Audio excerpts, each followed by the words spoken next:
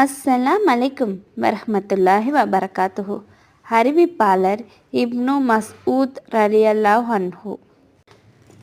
நபி ஸல்லல்லாஹு அலைஹி வஸல்லம் அவர்கள் கூறுகிறார்கள், எவனுடைய உள்ளத்தில் அணு அளவு தற்பெருமை இருக்குமோ அவன் சுவனத்தில் நுழைய முடியாது.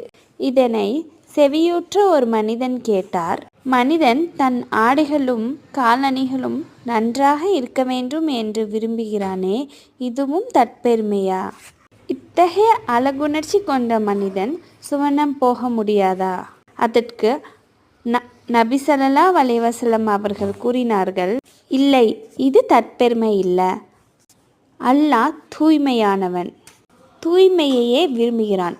தற்பெருமையின் பொருள் அல்லாஹ்விற்கு நாம் அடிபணிந்து வாழ வேண்டிய கடமையை நிறைவேற்றாமல் இருப்பதும் பிறர் மக்களை இழிவாக கருதுவதும் ஆகும்.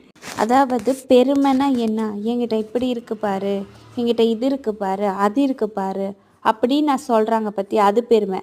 நான் அல்லாஹ்வெல்லாம் நான் தொழுக மாட்டேன், வணங்க மாட்டேன், நான் எவனையுமே வணங்க மாட்டேன், தொழுக மாட்டேன் அப்படின்னு நினைக்கிறாங்க பாரு, அதுதான் பெருமை. அதே மாதிரி மற்ற மனுஷங்களை, இவங்கெல்லாம் யார், நம்மளை விட பெரிய ஆளா அப்படின்னு தன்னைத்தானே பெருமையாக நினச்சிக்கிறாங்க பாரு, இதெல்லாம் தான் வெறுக்கக்கூடிய விஷயமாகும்.